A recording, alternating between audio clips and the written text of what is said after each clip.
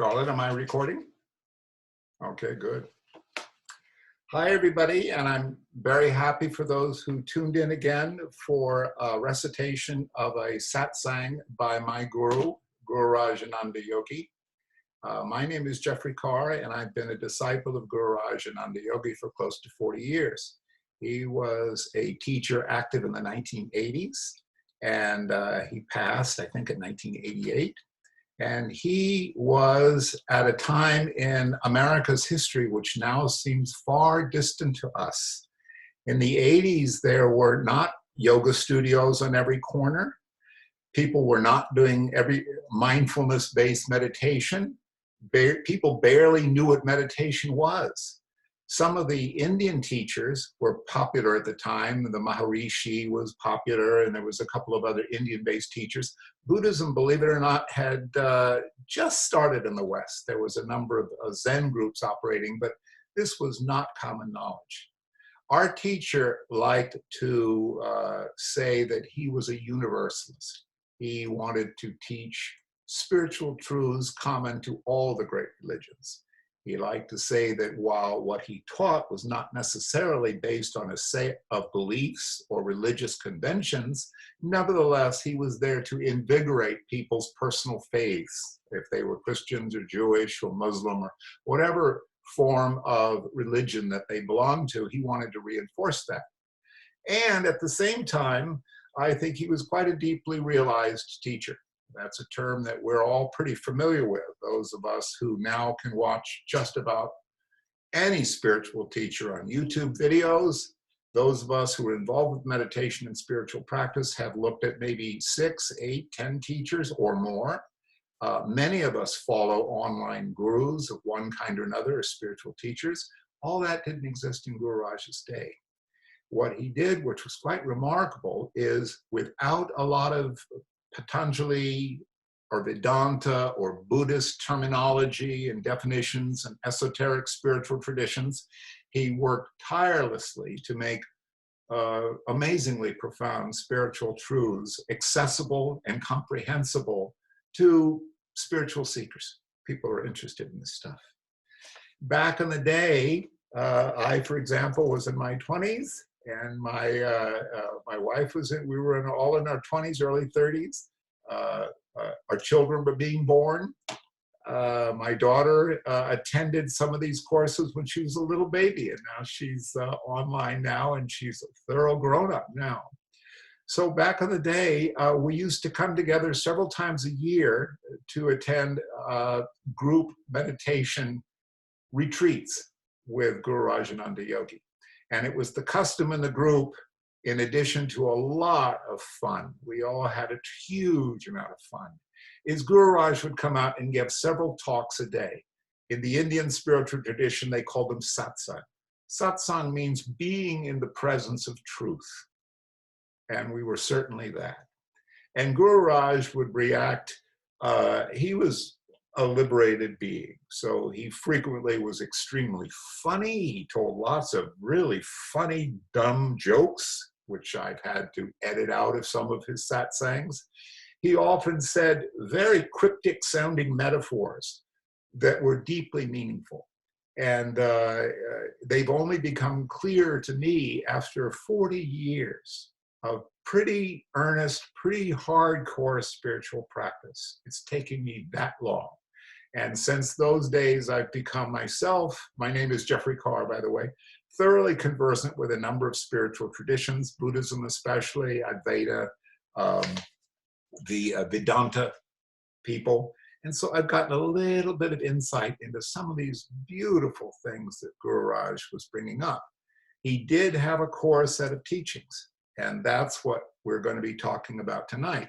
This is a relatively short satsang, so I'm going to use the luxury of reading through the satsang fairly quickly, and then coming back and trying to talk about some of the things which really strike me and have been really something that I've done a lot of meditation, a lot of spiritual work around. So this particular satsang, as always, these satsangs were based on questions from the audience. He didn't prepare any talks. He did them all spontaneously. I think they're quite brilliant. especially for someone that had done no preparation. He just was off the cuff. All right. So, as was the custom, somebody asked Gururaj a question. And this is taken from a satsang which has been titled Living in Non-Attachment. It's from US 84020. I've edited it lightly, and it's only about 3 pages or so long.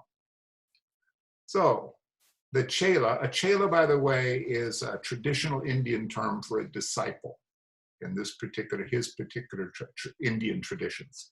So a chela asks, I've been working on the question of non-attachment. I can understand for pain and sorrow, but to have non-attachment for joy. And I really like experiencing things, looking at the leaves, looking at the trees, and I really want to experience it. So I don't understand non-attachment. And I really want to live my life. And I've edited that question a little bit to make it a little clearer. Now, all of us who have been involved with Buddhist and Indian form of spirituality, and actually a lot of Christians too, have a lot of attachment to ideas about non-attachment. We're all told that it's bad to have attachments, and we all try to be unattached or non-attached whenever we can remember to do so. What's that mean? Well, in a lot of traditional religious teachings, you aren't supposed to do stuff that you want to do. Turn the other cheek. What does that mean? Somebody slugs you. You're really peed. You're supposed to turn the other cheek. You're supposed to forgive the other person. What? What? They didn't forgive, what was this, Harvey Weinstein or whatever that monster is who attacked all those women.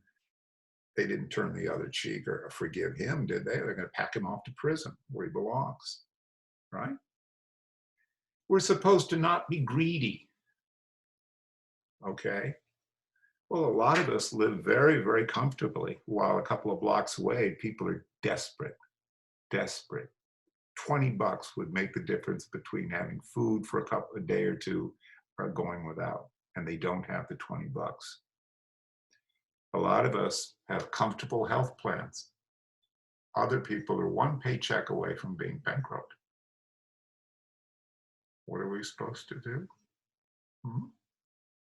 Difficult.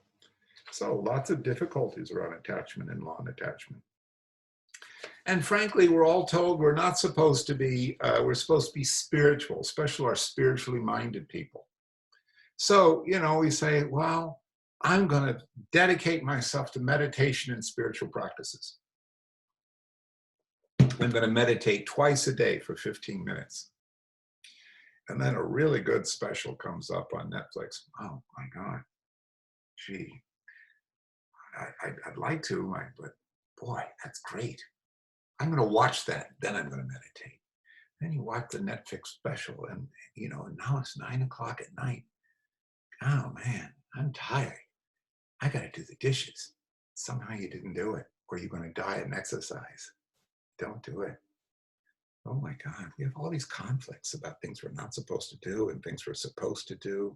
All that stuff is what we lump under attachment. Big attachments.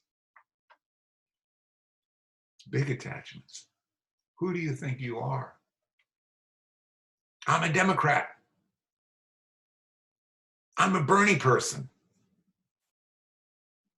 I hate Trump. Or I'm a Trump person. I'm sick of all these people talking about crap about socialist stuff. Or I think it's horrible that they shoot animals in Africa. I think that's horrible. All of us are deeply attached to our opinions and our things that we use to define ourselves, right? We're supposed to be non-attached. Does that mean we're not supposed to have political convictions or care about things? That's what this person's asking. Does it mean we're supposed to give up stuff, frankly, we really enjoy? To be non-attached to it? What are we supposed to do? But we all the religious traditions talk about non-attachment. Even, you know, the Christians do too. They say, lay up your treasures in heaven. okay? Where the moths won't get at it, where they won't rot. Give up the things of this world. That's fundamental, right? What are we supposed to do? Does that mean we're not supposed to have a good time? Frankly, if so, I don't want to do it. That's attachment too. Getting your own way. So what's Gururaj say about all this? A lot of things, I'll read through it quickly. And there are things we tend to say, okay. But when I come back to them, I'm going to point out they aren't quite as obvious as you thought they were. Gururaj Ananda Yogi. Attachment lies in your craving for that object of your attachment. You can be totally non-attached in your admiration of the trees, the leaves, and all the flowers. Now, to merge yourself into that leaf or flower petal does not mean attachment, but it means an identification where you become the flower. You appreciate the beauty of the flower, and you not only appreciate the beauty of the flower, but you become one with the flower. As you proceed further and further, that flower grows vaster and vaster, as vast as the universe, until you become the universe. Then there isn't any question of attachment. Attachment is based on the craving for an object. But when you become that object, then there isn't any craving, because you are the object. You can also have detachment, which is just escaping. But non-attachment is a total identification with the object. To say, I love my woman, doesn't mean that I become attached to that woman. In really loving my woman, or my beloved, my spouse, I become totally non-attached to the woman or the spouse, because she has become me. And when she becomes me, the question of non-attachment and the question of attachment both disappear. So you start off by becoming non-attached to the object. But as you proceed, the object will become the subject. And then the question of non-attachment disappears.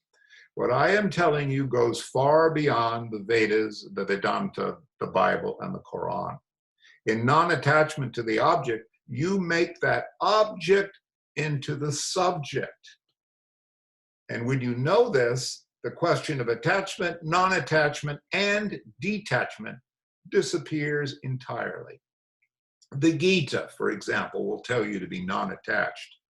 But I'll tell you that there's no such thing as non-attachment. There is no such thing as non-attachment. There's no such thing as attachment. And there is no such thing as detachment. So what then is the final analysis?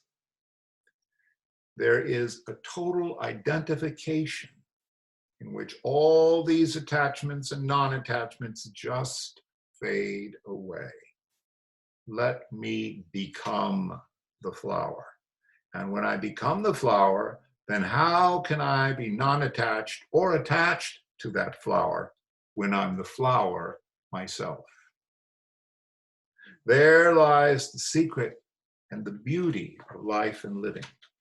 If any person regards themselves as apart from their spouse, or if any woman regards herself apart from her husband, then that apartment will manifest itself in attachments or non-attachments. But if I become a part of my beloved, then the question disappears. Then I too have disappeared into my beloved. All of these attachments and non-attachments are just appearances. And we have to leave appearances and disappear. Disappear. Disappear. So that no object or subject is left. And when there's no appearance, because how could there be any appearance? When you've disappeared, you've gone.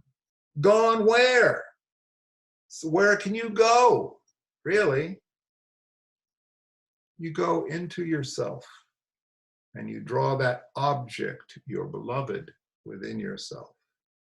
And then the object has disappeared.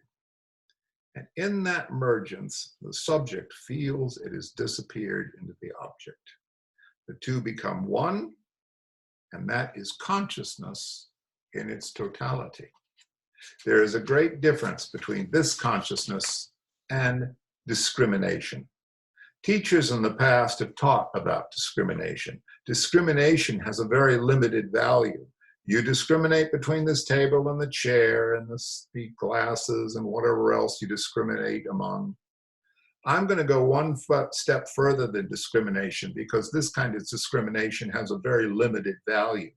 When you can go beyond discrimination, you find the consciousness in its full purity. So that discrimination just ceases. And the pure consciousness, which is the oneness, exists. When the oneness exists, there is no such thing as non-attachment, because non-attachment implies discrimination. I can discriminate that I'm not attached to this table.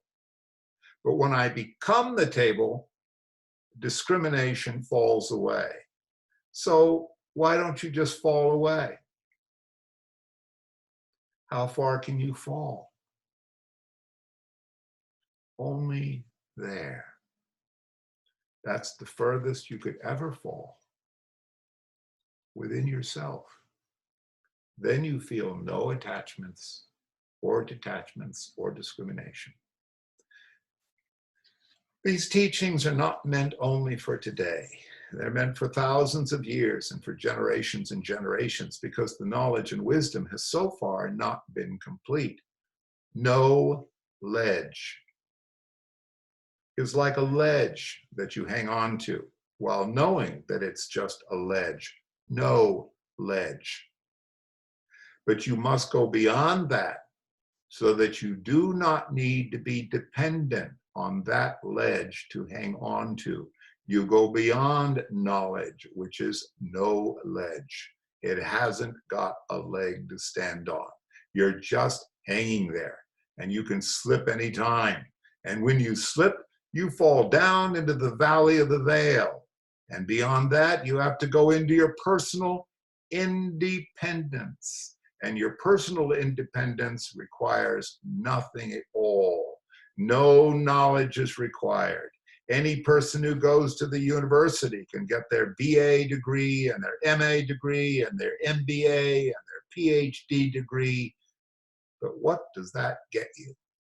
When you can rise above your PhD, you can find total independence within yourself that knows of nothing else but the self. When you know of nothing else but the self, you know the entirety of what self is. And when you know the entirety of what self is, you become the universal self, the big I. You become the universal self. And then if you have a dozen PhDs behind your name, it will mean nothing, because you've become the universal self. After all, what does a PhD mean? Piddling. It means piddling around. That's a PhD. But when you know that which is inside you, you will know the value of detachment, detachment, and non-attachment. That's in the realms of pure consciousness. Now, pure consciousness is never conscious of itself, because once consciousness has become conscious of itself, it loses its purity. It loses its existence because analysis sets into consciousness. Pure consciousness just exists on its own, by itself. Does the sun require consciousness to give you heat and light? No, it doesn't. It just is. And the isness is consciousness. Do you see? You'll come to that, don't worry. You'll reach the level of isness, where you become self-existence and your flame will not require any oil. The flame will exist on its own without you feeding the lamp with oil. That is pure consciousness. That is existence, existing within itself.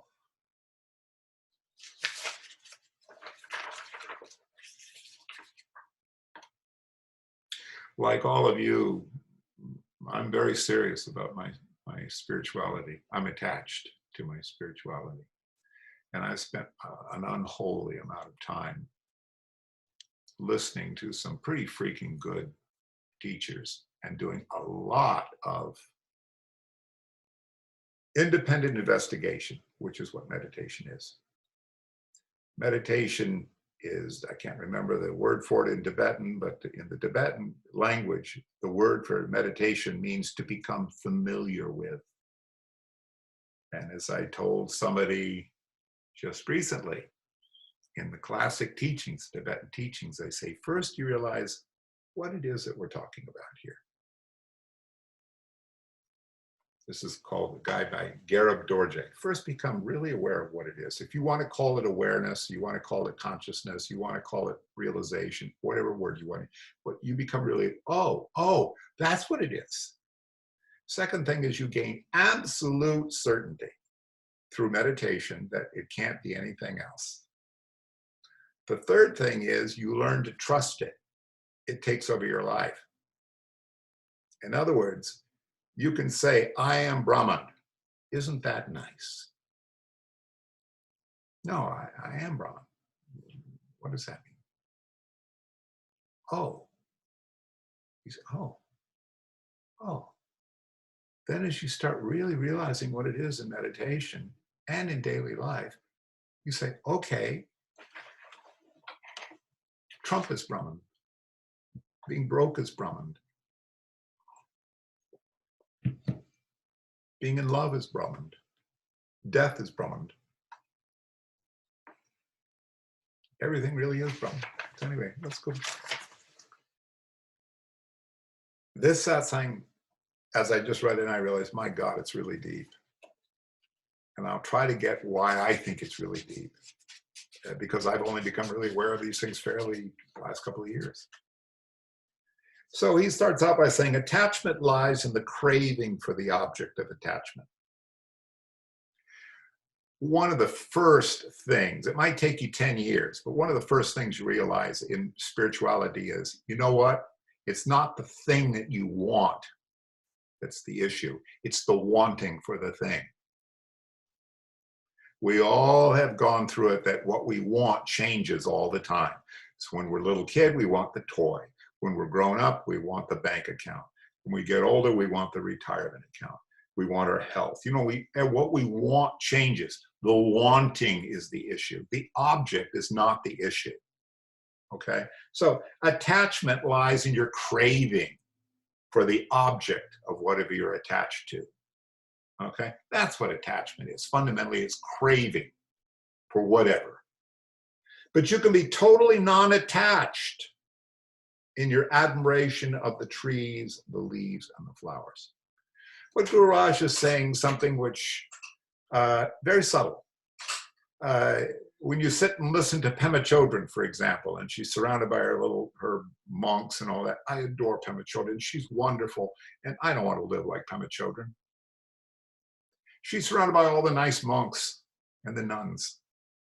And they're really good. They don't say bad words, and they don't eat meat, and they don't have tons of money, and they don't drive fast cars. At least I don't think they do. They're all monks and nuns, and they're nice. They're learning how to be really nice and be kind, right? They're being good. In other words, they're very attached. They're restricting themselves. They're giving themselves a program. This is how I can do it. Gururaj is saying, you can be totally non-attached in having nice things. Now, a lot of this that we've heard this teaching, especially we householders have heard the teaching that the problem is you don't have to worry. You can have whatever you want. You can eat meat. You can have coffee. You can have whatever you want, but you have to be non-attached to it. Gururaj seems like he's saying that. You think, yeah, that's after we've meditated for a couple of years, we hear that one. If the problem is being attached to your whatever you want, not the thing itself. You can do anything you want as long as you're not attached to it. So is this what Gururaj is saying? Now, to merge yourself into the leaf or the flower petal doesn't mean attachment. What do you mean by merging himself? It means literally we eating, we just consuming what we want, what we're enjoying, what we want. We put the food in our mouth. We said, we're not Buddhists, so, you know, we go out and have a good time. We do it. So to merge yourself into the leaf or the flower petal doesn't mean attachment, but it could mean an identification where you become one with the flower. Now here we're getting weird. You appreciate the beauty of the flower, but you don't only appreciate the beauty of the flower, but you become one with the flower. That's the thesis. This is what I want to get at, why I think this is very deep. How many times have we heard that? I am Brahman. I'm one with the universe. What the hell does that mean? I'm one with a coffee cup? What? It's like some kind of new age gook. We've all heard that. You and I are one. We're all one. Are we? You're one with all the, you know, with like the Trump supporters. You're one with Trump. You're one with things that you hate. A nice example of this is a story about, I'm very fond of Ramakrishna, the great 19th century Indian saint. Ramakrishna's greatest disciple was Vivekananda. And Vivekananda, as a young monk, would go to Ramakrishna and said, please, master, make me one with the universe. You know, merge me with the universe. Where I become like one with the flower. And Ramakrishna, finally, Ramakrishna said or did something. And Vivekananda actually woke up one day and he looked around and he said, what the hell? He was one with everything. He went home and he was a student. So he went home and his mother fed him dinner and he couldn't eat because he would look at this. It felt like he was the spoon. He was the food. He was the plate. He was his body. He was putting himself into himself. He went out in the street and he would stare and he got scared because he'd look at the bus and he wasn't the least bit scared of the bus because the bus and he were one. You know, what? You know, he'd look at the fence and he was one with the fence. Everything was him. It was like he had begged after a while, Ramakrishna, he said, I can't get anything done. Help, stop this. So Ramakrishna said, okay, touched him and it went away. The experience went away. The joke about becoming one with the flower is from the Vedanta tradition. Is the Indian peasant or whatever, who was one with everything. So he went out in the street and there was a guy riding an elephant towards him. And the mahout, the guy on top of the elephant, said, get the heck out of the way, go away, go away. The guy, no, I am one with everything. I'm one with the elephant. The elephant came by, picked up the guy, threw him into a ditch and went roaring by. And the guy was, oh, geez. And people said, why did you do that? He said, well, I'm one with the elephant. Why would I want to move? And his guru said, you idiot, didn't you listen to the mahout, the guy riding the elephant who told you to get out of the way? If you're one with the elephant, you're also one with the mahout, so you should have listened to the guy. What does this mean? When Gururaj says, you appreciate the beauty of the flower, not only appreciate the beauty of the flower, you become one with the flower. What? And Gururaj goes on and says, as you proceed further and further, that flower grows vaster and vaster, as vast as the universe, until you become the universe. Then there is no question of attachment. Attachment's based on the craving for an object. But when you become the object, then there isn't any craving because you are the object. What? I'm the same as the thing that let's say, I got to make a mortgage payment. I want a car. So I become one with a car, and that will, what? When you become one with the object, there's no craving because you are the object. You can also have detachment, which is just escape. By the way, a common, I'll say, I think it's a misunderstanding of non-attachment is you develop detachment. I don't care about lattes anymore. I'll just eat mud. I'm non-attached. He's saying that's detachment. That's not to care about anything. Okay, that's to live in the cave. You know, Milarepa eating his soup made out of weeds, nettles. What? I don't want to eat weeds. Is that what he's talking about? This is, you can also have detachment, but that can just be escaping. But non-attachment, he's saying, is a total identification with the object. He goes on, I love my woman. That's what he says. He means, he constantly, Gururaj constantly talk about the beloved. And in this case, he meant his wife or his consort. He meant the object of what you love. I love my woman does not mean that I'm attached to my woman. In really loving my woman, I become non-attached to the woman because she has become me. And when she becomes me, the question of non-attachment and the question of attachment both disappear. Okay, once again, what the heck does this mean to become one, especially with something that you want? He's not talking about getting rid of the craving. That's Buddhism. That's Christianity, getting rid of the desire. He's not talking about that. Pay attention. He's not talking about that. He's talking about becoming the same, merging or becoming the same or realizing your identification with what you desire, with what you crave. What does he mean? Let me read the next paragraph. You start off by becoming non-attached to the object. So, yeah, part of spirituality is if you've got some severe addictions, as we all do, yeah.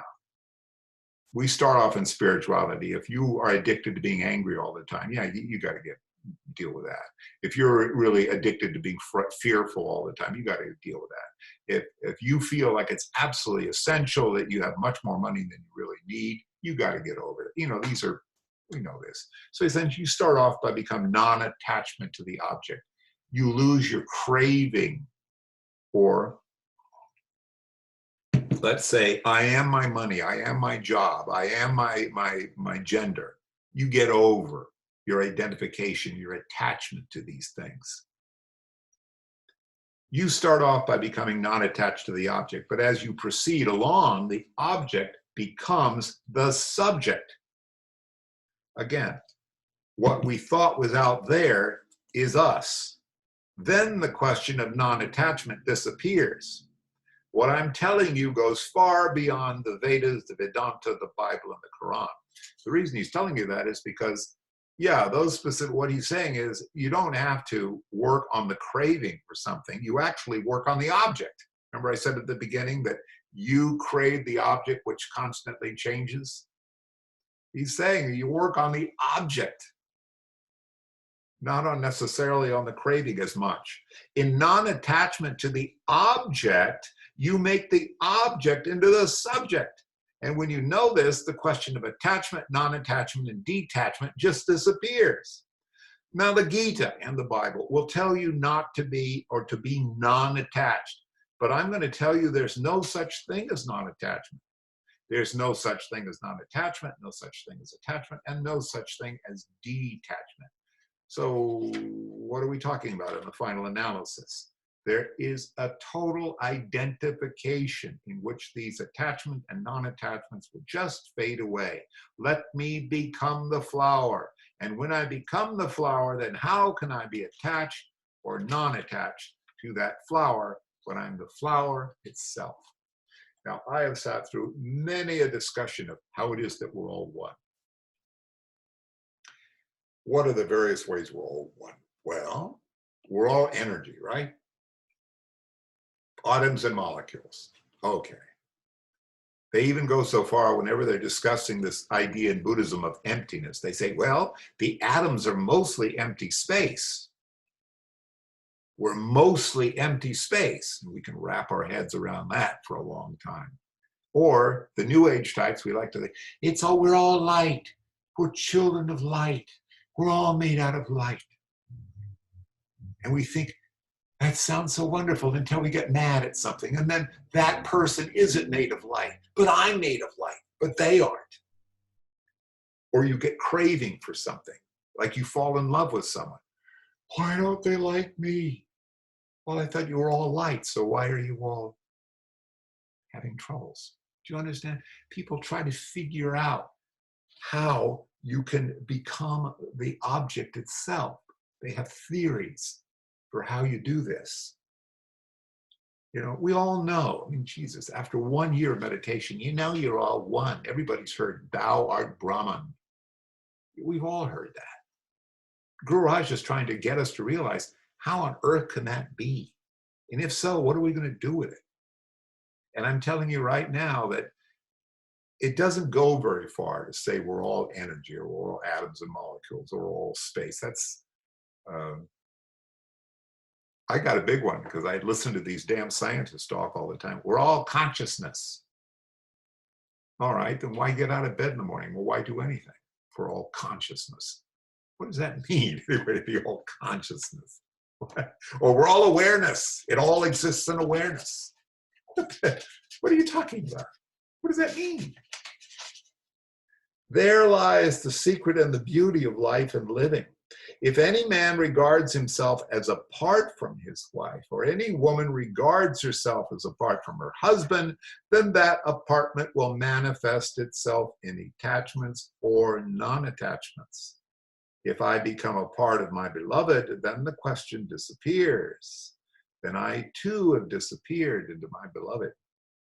All of these attachment and non-attachments are just appearances.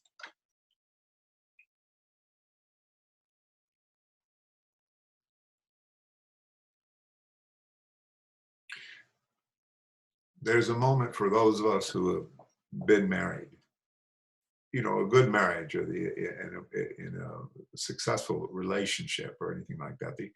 You know, it's like you regard one another's interests as your own. You know, you don't say, this is my money and your money. It's our money. It's not your happiness or my happiness. It's our happiness. You know, you don't have any, you don't separate out who gets what. It is just our stuff. So, or some people feel that with our pets. You know, it's like the well-being of the pet is just as important or more important than my own well-being. We don't discriminate between the two. We see our interest as exactly the same. Gururaj is going even further than that. What if you really saw no difference between, in fact, this is very odd. Why do I think I'm here and you're out there? What is that about? Why aren't I out there and you're here? What does that mean to say, I am separate from you? Gururaj is saying, somehow he's talking about, well, we don't make that discrimination. It doesn't mean we're dumb. I mean, we still know that there's different things. You know, there'll still be the husband and the wife, but what would it mean to really, really see you both as the same? How could you both be the same? He says the whole problem of attachment and detachment and non-attachment, all stuff just disappears when you really get it, that in fact, you're somehow the same. We still don't know how he proposes that can be, really, other than some nonsense stuff we say. But that's what he's saying, that's the solution to it. Here he talks a little bit more about what on earth does he mean by becoming one. If I become a part of my beloved, then the whole question just disappears. Then I too have disappeared into my beloved. All those attachments and non-attachments are just appearances. And when we have to leave appearances and disappear, disappear, disappear, so that no object or subject is left. Then there is no appearance, because how could there be any appearance when you have disappeared? Gone. Gone where? Where can you even go to, really? Go into yourself. And when you draw the object, the beloved, within yourself, and then the object disappears. And in that emergence, the subject feels it has disappeared into the object. The two become one. And that is consciousness in its totality.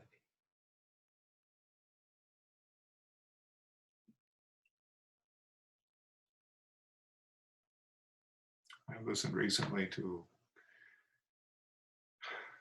quite a brilliant discussion by a wonderful contemporary teacher named Sarvapriyananda, Swami Sarvapriyananda. And it is how you can persuade yourself that in fact you are Brahman, and you reason yourself into it. The way he talks about it is the way that it's a handle, it's a way to get into this. And I'm going to try to share it with you. There's numerous ways you can get into it, but this is one. I wonder if now is the time to do it. Oh, maybe let me read the next paragraph and I'll explain. There's a great difference between this consciousness and discrimination. Now, what does he mean by discrimination? He's talking about the very, very well-known vichara, self-inquiry. You know, neti, neti, neti. The way the classical Vedantic teachings say, you use whatever method, meditative inquiry, rational inquiry, to discriminate the real from the unreal. Okay? And you try to figure out what is really real. There are a number of ways you can deconstruct or mess with what you think is real. For example, you call this a cup, okay? What's the cup made out of? It's made out of ceramic, it's decorations, it has an inside and an outside, it has a handle, it has liquid in the cup. All these things go together to make a cup, all right? Okay, if that's what a cup is the inside of the cup the cup? No, by itself, it's just empty space. Is the ceramic by itself? Is there cuppedness in the ceramic? No, ceramic is just ceramic, it's not the cup. Is there cuppedness in the handle of the cup? Maybe, but if I were to break it off, it would be the handle of a cup, not a cup. What is the cup? The cup itself is made of simply of parts. There is no cup. That's just a name. If we were to look at every element of the cup, the ceramic quality of the cup, and look at that, that in turn is made of simple parts and more parts and more parts. Simply arrangements of parts. The actual object is just a name. It's just an appearance. As Gururaj says, these appearances are not what's real. We ourselves are constantly, we picture ourselves as fixed entities. We're actually constantly changing. And in deep sleep, we don't even exist in the way we thought we exist. there's endless amounts of inquiry. We really go into what is really real. And that's the process of discrimination. It's a very elaborate discipline. Any of you so inclined, I really sincerely advise you to do it.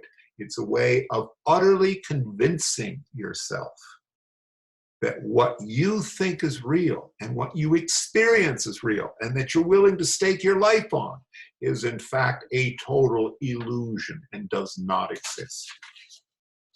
That's what Gururaj is talking about, discrimination here, the process of jnana yoga, distinguishing the real from the unreal, distinguishing the search for self, the self-inquiry, Atma Vijnana, I think that's how you say it, that Ramana Maharshi talks about, is to say, who am I? Am I my memories? No, they change all the time. Am I my body? No, it changes. Am I my name? No, that was something given to me by parents. Is it my feelings? No, they change all the time. What am I? What am I? What am I? What am I? That's also the process of discrimination, to distinguish the real from the unreal. So Gururaj says, there's a great difference between consciousness and discrimination. Teachers in the past have taught about discrimination, but discrimination has a very limited value. You can discriminate between the table and the chair and these spectacles and whatever else you discriminate among, but I'm going to go one step further than discrimination because discrimination has a very limited value. When you can go beyond discrimination, you find consciousness in its full purity, so that discrimination just ceases and pure consciousness, which is oneness, exists. And when oneness exists, there's no such thing as non-attachment, because non-attachment implies discrimination. I can discriminate that I am not attached to the table, but when I become the table, discrimination falls away. So why don't you just fall away? And how far can you fall? Only there. That's the furthest you could ever fall, within yourself. Then you have no attachments or detachments or discriminations. What's he saying? The goal in spiritual practice of discrimination. I am not my name. I am not my form. I am not my feelings. Finally, in deep meditation, you look at what's going on. What is going on? All that ever is going on is your feelings about things, which is sort of a discrimination sensing we have about it, our sensations that we feel in the body, our perceptions that are coming through the sense consciousnesses, our emotions, okay, and our thoughts. I got that list of 5 items is from Rupert Spira. Spend a day, spend a week, spend a year, spend a lifetime trying to figure out what is not one of those 5 objects. Everything is just one of those 5 objects. But I see a cup. You perceive a cup. You're having a perception of a cup. You have the thought, cup, cup, cup. You feel the sensation of holding a cup. You have a feeling of like or dislike of the cup. You have the sensation of drinking fluid. Is there a cup? No, there's simply those 5 elements, really. So what's Gururaj getting at here? I suggest you spend a week, a month, a year, or your lifetime looking into how real those perceptions are. How real are your thoughts? Most of you know they aren't real. Okay, how real are your feelings? Your subtle sensing, perceptions of what's going on. How real are they? They come and go. How real are your perceptions? They come and go. How real are your sensations? They come and go. Then what bloody hell is real? What? This boy has spent a lot of time into spiritual discrimination until Gururaj says the discrimination falls away. What does it fall away into? Gururaj uses that $20 word, consciousness. This is utterly brilliant. Listen. So why don't you just fall away? The great Tibetan teachers say, drop it, relax, relax. Something in you is trying to do something. Relax, let it go, let it go. How far can you fall? The furthest you could fall within yourself. No matter how much you just netty. It's not this, it's not this, it's not this, it's not this. As Guru Raj once said of the enlightenment of his own teacher, Abhitananji, he says, it's not this, it's not this, it's not this, until not this becomes everything. Something still remains. It's not this, it's not these thoughts. Who's asking the question? Who's asking the question? Who's asking the question? That finally becomes self-inquiry. Who's asking the question? Where is the where is the question coming from? That's the furthest you could ever fall within yourself. Hold on to that if you can get there. Hold on to that. Where? What's going on? Really, after you let everything go, what remains? The self.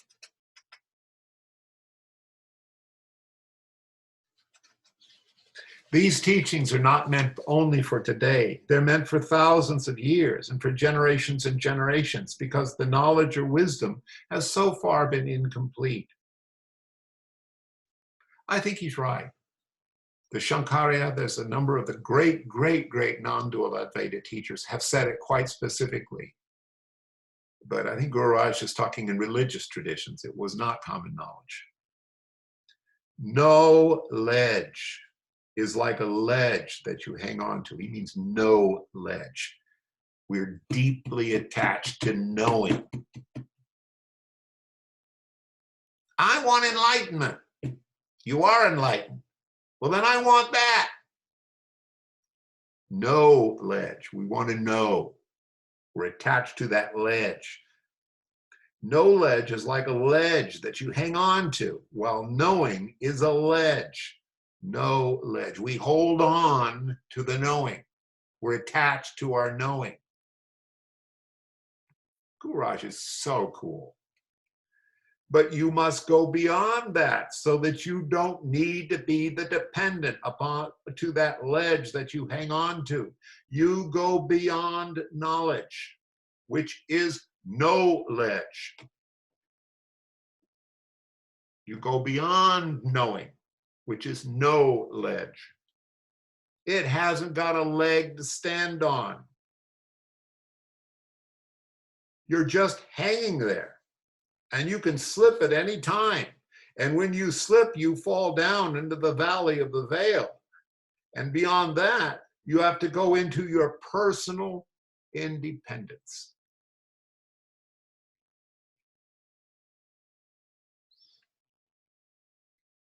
And your personal independence requires nothing at all. We're talking about you lose everything. So you're a good Vedanta person and you've really done a hell of a lot of spiritual practice and you know this stuff. You lose that. You stop being such a good Buddhist. You're not a very good, you're not even a non-dual Advaita person. You become Rupert Spirit. Rupert Spirit's like, where is Rupert Spirit? Is he in you? Where are you? I don't know. I went through this over and over and over. I don't know. There's Rupert Spira in some way, but I don't know where Rupert Spira is. How can I understand Rupert Spira if I didn't already understand it? Do you know what I mean? Where is Rupert? Is Rupert Spira really out there? No, he occurs in the brain. But where does the brain occur? What do you mean? Where does experience occur? Where does knowledge occur? Where is it? You don't have your personal, interdependence requires nothing at all. No knowledge is required. This is what the great Dzogchen teachers talk about when they say, you don't need to do anything. And they like to make fun of being a monk or following rules or being a follower of the Buddha. Any person goes to the university can get their BA degrees and their BA, MFA, and PhD, but where the hell does that get you? When you can rise above, what is the PhD? All of your expert knowledge, your fancy crap that you picked up on the internet, your books, when you can get beyond all of that, when you can rise above your PhD, then you can find total independence within yourself that knows of nothing else but the self. When you know nothing else but self, you know the entirety of what self is. And when you know the entirety of what the self is, you become that big universal self, the big I. You become the universal self. How many times have we heard this before? In my experience, it's a bitch of a thing to get because you can't get it. You just make a ledge out of it and then you hold on to it like knowledge. The weird thing is, he's saying is, when you talk about know the entirety of the self is, you become the universal self. The only way you can know what knowing is that you become knowing itself. You don't know anything because there isn't anything that can know. There isn't any separation between the knower and the known. There isn't even any knowledge. What? Then if you have a dozen PhDs behind your name, it's going to mean nothing because you become the universal self. After all, what does a PhD mean? It just means piddling around. That's what a PhD is. But when you know that inside, you will know the value of attachment, and non-attachment. I realized I should have cut the original way he said it. He said, but know that inside, you will know the value of detachment, attachment, and non-attachment. That's the realm of pure consciousness. You see, in a really deep way, talk about our attachment, the whole crap, this what I like to say is this energy flow, this game which the divine plays, where it pretends to be us. It pretends to be, it's just like little kids who pretend to be cops and robbers or something, okay? They get so whipped up in the game, they really do think they're cops and robbers. Well, in a way, they're all convinced they're kids. Are they? Are they? It's just names and forms. Gururaj is saying here, when you know that inside, when you become this big self, and this is, now I've already made it wrong, because how could you become something that is? See, you aren't consciousness. You are consciousness. If you say consciousness, then you've implied that there's a you that's experiencing consciousness. And then if you say there's a you experiencing consciousness, then you've also created the verb. You experience consciousness. If you say it's just experience, then you've just done what they call reify or objectify experience. Then you are having an experience.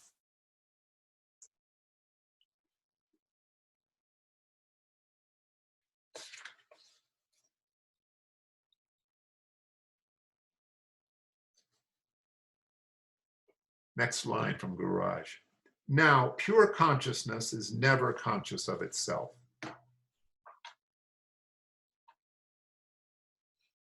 And now here I'm going to give the whammy to some of you that I've been pondering recently. There was a big argument online between Jackson Peterson, who's one of these non-dual teachers that I love, and he sort of slipped the knife into Rupert Spira. He says, Rupert Spira doesn't get it. Rupert Spira doesn't get it. And he says, look at this Rupert Spira video. Rupert Spira is fixated on the observer. And Jackson Peterson said something like, Rupert Spira thinks that the observer is a fixed, ongoing entity, like a self. Big mistake. Ba ba ba ba ba ba ba ba.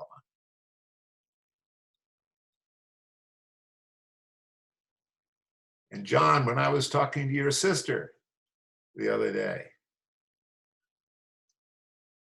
I said, the joke is, who's observing the observer? Well, the observer is occurring within experience. Yep. So what or who is having the experience?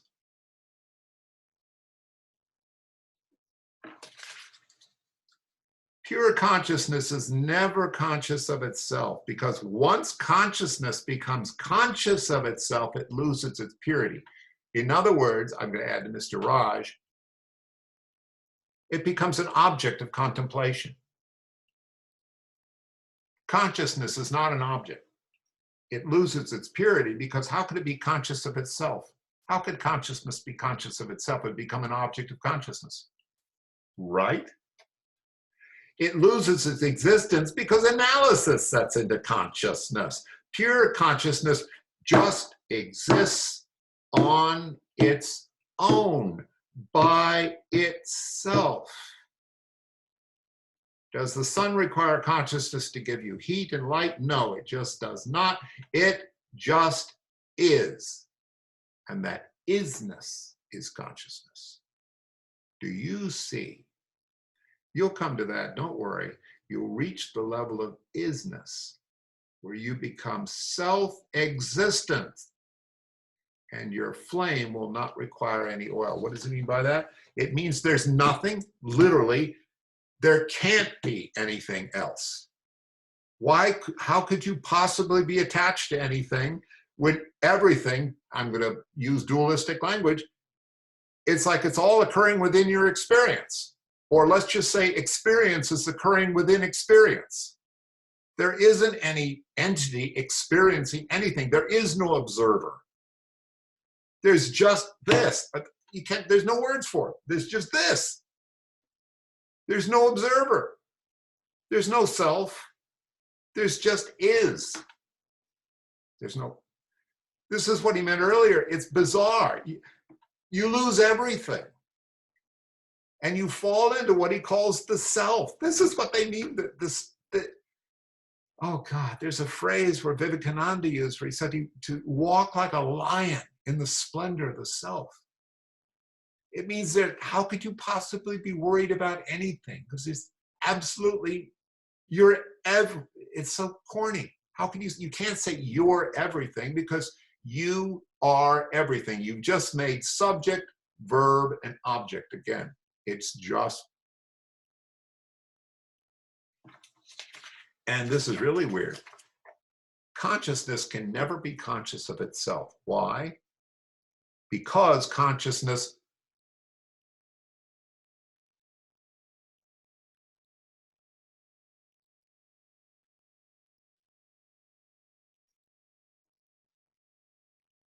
is unutterable. It's why the Buddha held up just a flower. Only one person got it.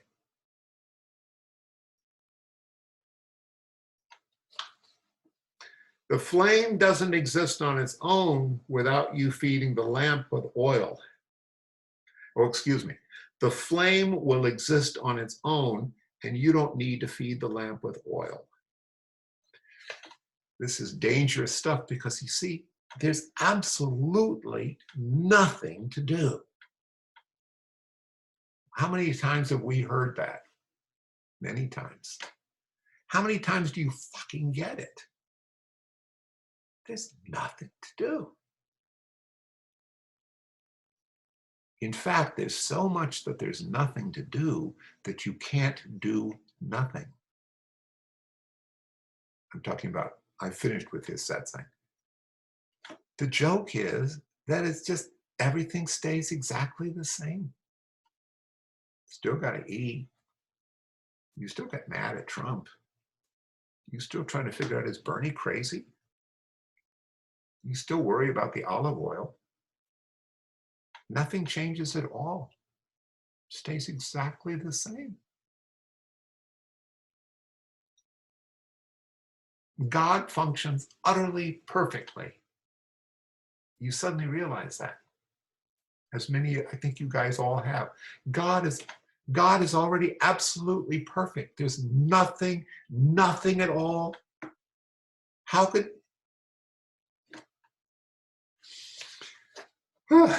That is existence. Last sentence. Existing within itself. Many, many years ago, Gururaj, I never forgot it, said in the final analysis, the existence experiences itself, or experience experiences itself. Again, we can't help it. The structure of our being. We make I doing this. That's separation. And why does it matter ultimately? Because the whole question of attachment, detachment, and non-attachment, Gururaj just says, becomes utterly irrelevant. I mean, what? No. Gururaj, you have to understand, was completely established in isness. I mean, for him, this was a beautiful and divine play. It was, I'm guessing, amusing. It was fun to live out God's fantasies. You know, why not? All right.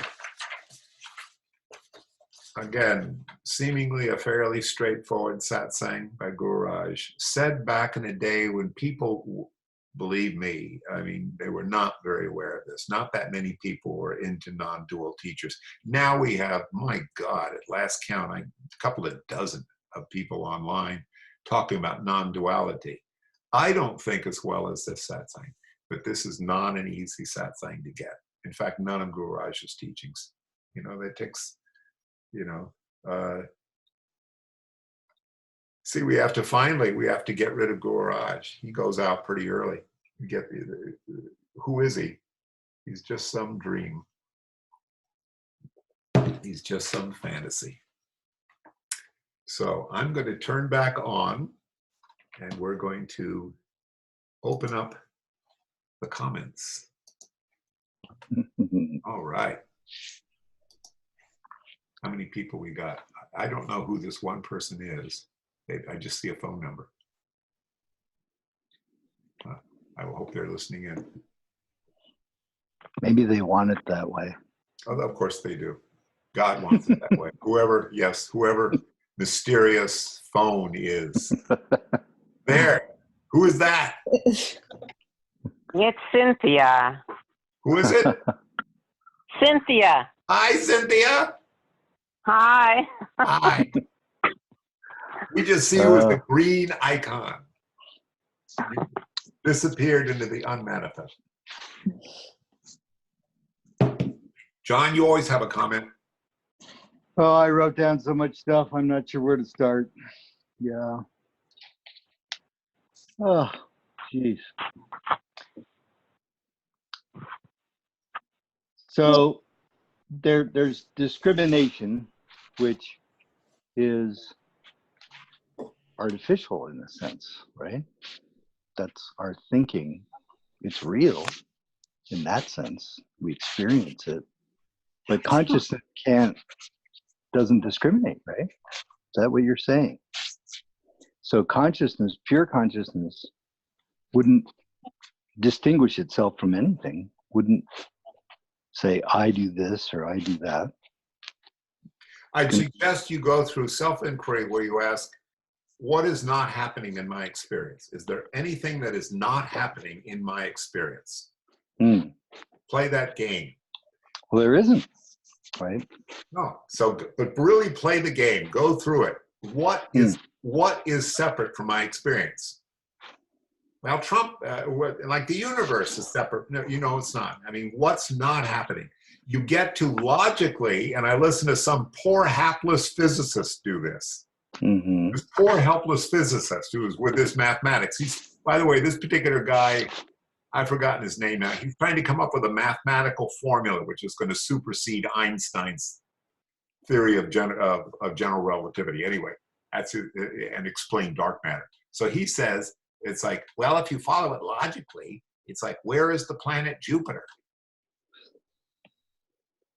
And ultimately you come to, well, it's happening in my experience, but your brain can't accept that. Your brain says, well, actually there still is a planet Jupiter, right? No. No. There isn't. There isn't. No. And you say, what? I remember years ago, the Danta teacher said to me, and said, when you, oh no, this is Ramana Maharshi, when you go to sleep and you go into dreamless sleep, the universe disappears. Yeah. What? There isn't any, what? And when you wake up, everything shows up as your stuff. Right. Well, what about other people's stuff? And you think, okay, so there's, that person has their stuff, I've got my stuff, and we're awake, it's there. And everybody says, no. There's only one person. And it's whoever's thinking they are that person at that particular moment is that person. At any time, there's only one person. But everybody's that one person. Everybody's right. You go, what? That's why these physicists are great. They say, that's quantum theory. See, everything's a quantum foam, and the universe appears when you decide a bit like an observation point. Suddenly, the universe is there. And people go, that doesn't make any sense. I said, yes, it does. Look at our numbers. We've done all the numbers, and it all adds up that way. You know, otherwise, it doesn't add up. And they say, that's why it's real, because of the numbers. And you say, but the numbers is happening in your experience, isn't it? I say, I guess so, sure. There's no separation between the numbers and experience, is there? Well, no, numbers are objective. There really is such a thing as numbers. No, there isn't. You just told me everything's experience. And then they say, well, we'll have to get back to you about that. Yeah, John, it's just, it's freaking. It's mind-blowing. That's why he talks about there's no ledge to hold on to. When you get there, it's like, what? And your brain falls out. You don't have a place to stand. Yeah, well, exactly. And that's why it's nobody can get it, because they all have to rely on that. We all rely on it every day, because if it's getting low in the gas tank, we go to the gas station, put gas in it, right? It can't possibly get, because you can't add or you can't nothing can be added or anything. subtracted. Yeah, right. And God is perfect. I mean, we couldn't improve on it. Why does the math work that they could even find it out anyway? It was already there, if it exists.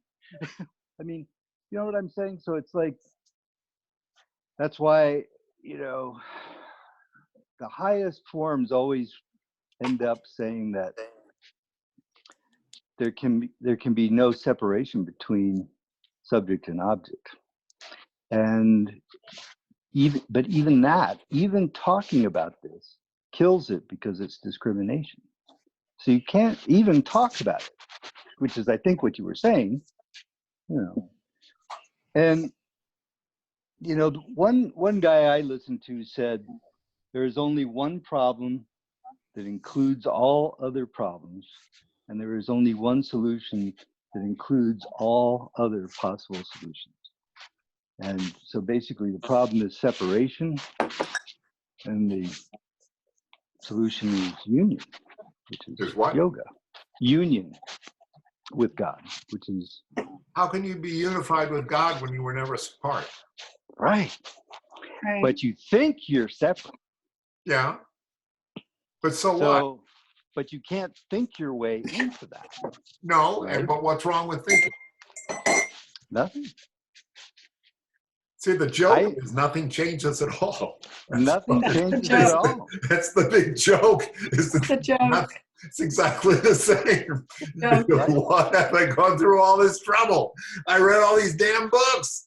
I've got all these Yeah. PhDs. It's like, why didn't I just stay stupid? And they say, well, no, it's like, is it possible to be something separate than different than what things are going on? Really, when No. you think about it, no, it's impossible to be. Things could not possibly be any different than what they are. How could they possibly be any different? Finally, they're all in your experience. Your experience is always changing. So if your experience is always changing, is there any solid thing at all? No. What is that? Somebody has the siren. Yeah. That's why people always get cool in spiritual groups and they say, we are simply going to sit in silence. We're just going to groove on the infinite. And everybody's sitting there, I'm really quiet now. Why can I hear myself talking to myself then? But I'm being really quiet. I haven't said a thing. I'm being really quiet. It's awfully quiet in here. They do at the silent retreat. Yeah, I wonder if the guru is being quiet. And the guru is always up there looking mysterious. That's what these non-dual teachers, they're always glowing. Yes. You have to experience it for yourself.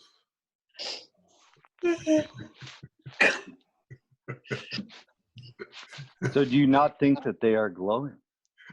No, they do glow. Absolutely.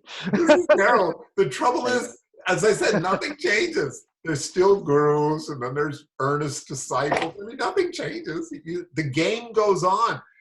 I like to use the metaphor of the Divine Mother. Mother will play her games whether you want to or not. And as our beloved guru once said, he said, enjoy the joke, but don't become the joke.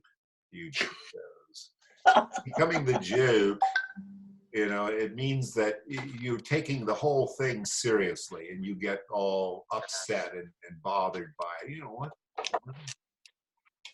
What do you, Marion, you got words of wisdom there? Are you going to read some? Oh, I wish I did. No, I have somebody's, it's all the same. I have somebody's phone number who left. Call me sometime. The only words of wisdom I have are none. Yeah, you can't talk about this. And when you get it, it's like, it's got you and you let it go, it lets you go. And I somehow, I know I'm getting it more and more when I'm miserable, I'm aware, oh yeah, this is it. And when I'm laughing at it all, yeah, this is it. It's all the same. It's just what you say. You can't put it into words. My revelation is when there's certain things that I've been wanting very recently, been wanting a lot. So I was sitting out there and meditating and I realized, well, what the fuck? I mean, you know, if it's experience and there isn't even a me, it's just experience. And one of the experiences is a me. I already have what I want. Right. I already have it. So you can enjoy it. Yes. You don't need anything else. You're already done. Yeah, nothing to strive for. Yeah, there's nothing to strive for. there's a line that I told this to John, your sister, the other day. One of my favorite episodes with Neem Karoli Baba, when Ram Dass met him. And Neem Karoli Baba, Ram Dass had met him for the first time. He said, "I want your car." Ram Dass said, "No, you can't have my car." He says, "You don't have it." He says, "No, I want your car. Give me the keys right now." And he, "No, you can't have the car."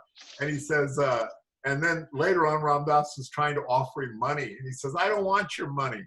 He said, "I already have all the money in America." You think it was this ridiculous guru in the middle of nowhere. "I already have all the money in America." What do you mean by that? It's like, well, it's just something you think about. It's something in your experience. So why not? If you think you have all the money in America, it's like Bill Gates. You know, he thinks he has all that money, and then, or who was the guy who gave all the money, the Amazon guy who said, "I'm going to give $30 trillion to the planet," you know? And we think, well, where is that $30 trillion? And frankly, where's the planet? You know, I mean, what does this mean? What does this mean? Charlotte, we're counting on you to save the planet. Charlotte, yeah. I'm trying. Charlotte, Charlotte, you want to say I don't know if there's nothing more really to say. This is actually, my favorite way to end up spiritual stuff is giggling. And it's why I like one of my teacher named Scott McBride. We just start giggling. Yeah, I gotta go to a meeting, so I'm gonna see one of my fellow Americans here in New Zealand. So thank you so much. This is beautiful. Okay, see you next month. Bye. Thank you, Mary. And we're going to end, but I just feel now terribly guilty about not being serious enough. To me, I do this ultimately out of just complete love. I just love doing this stuff. And I think ultimately that's the motivation. We just do it out of love, hopefully. Do you want to say something? Mysterious green phone.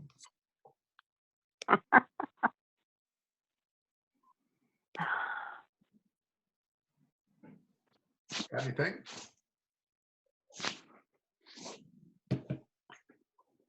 Are you thinking? Well, I'll say all of this is starting to infiltrate everything I'm thinking about, and I keep talking to my friends about stuff like this. And I don't know how much they appreciate it, but it's I don't know, it's really infiltrating a lot of how I'm thinking these days. Well, I'm going to give you my 2 bits because I got to lift this on an uplifting notes. If you feel increased joy in your life, if you feel much greater compassion and empathy with others, and if you feel much less upset by those things which normally upset you, it's working.